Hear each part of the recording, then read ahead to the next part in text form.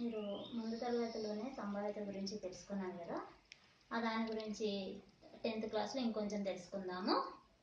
సంభావ్యతలో మనకి ముందుగా కావలసినది ఏంటి, ఒక యాదృచ్ఛిక ప్రయోగం అయి ఉండాలి. ఆ ప్రయోగంలోని ఘటనలు తెలిసి ఉండాలి.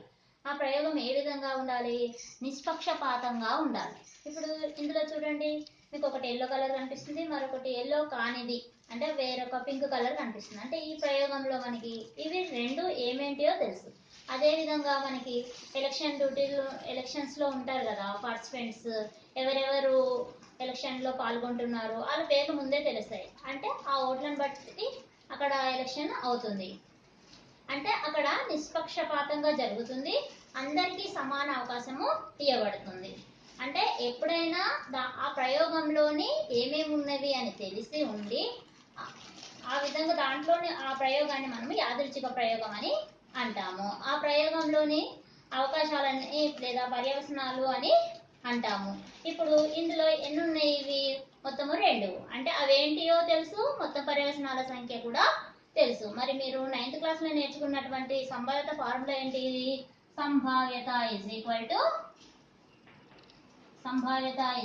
టు అనుకూల పర్యవసనాల సంఖ్య బై మొత్తం పర్యవసనాల సంఖ్య.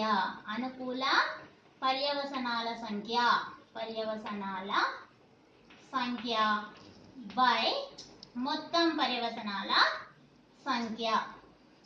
గుర్తొచ్చిందా? మొత్తం పర్యవసనాల సంఖ్య అంటే ఆ ప్రయోగంలో ఉన్నటువంటి మొత్తం అవకాశాల సంఖ్య. ఇప్పుడు ఈ ప్రయోగంలో ఎన్ని ఉన్నాయి, 2 ఉన్నాయి. అంటే ఈ దాన్ని మనం ఇంగ్లీష్లో శాంపుల్ అని అంటాము.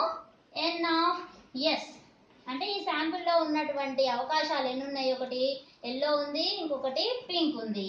అంటే Y, P అనే ఉన్నాయి కదా. ఎల్లో అండ్ P అంటే N(S) లో అంటేనేమో అవకాశాలు, N(S) అంటే నెంబర్ ఆఫ్ ఎస్ అని మనం నేర్చుకున్నాం కదా సమితిలో. అంటే ఎన్ని అని చెప్పడానికి N(S).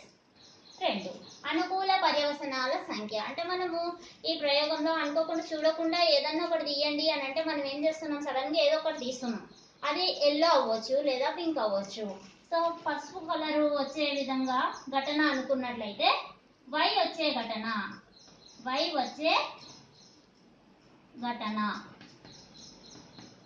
అనుకుంటే P of E అంటే ఘటన అని ఇంగ్లీష్లో ఈవెంట్ అంటాం కాబట్టి P of E is equal to Y వచ్చే ఘటనని ఏమంటాము, N(E) అంటే N(S) అంటేనేమో శాంపుల్లో ఉన్నటువంటి మొత్తం పర్యవసనాల సంఖ్య, E అంటేనేమో ఈ ఘటన అయ్యేటువంటి పర్యవసనాల సంఖ్య. Y అనే ఘటనలో ఏముంది, N(E) ఈజ్ ఈక్వల్ టు Yలో ఎన్ని ఉన్నాయి అంటే ఇక్కడ 1 ఉంది. N(S) ఎంత ఉంది, ఆల్రెడీ 2 ఉంది. దేర్ఫోర్ Y వచ్చే ఘటన యొక్క సంభావ్యత ఎంత, P of E is equal to 1/2. అంటే N(E) బదులు 1 రాసాము, హారంలో 2 రాసాము. ఈ విధంగా మనము సంభావ్యతను లెక్కిస్తాము.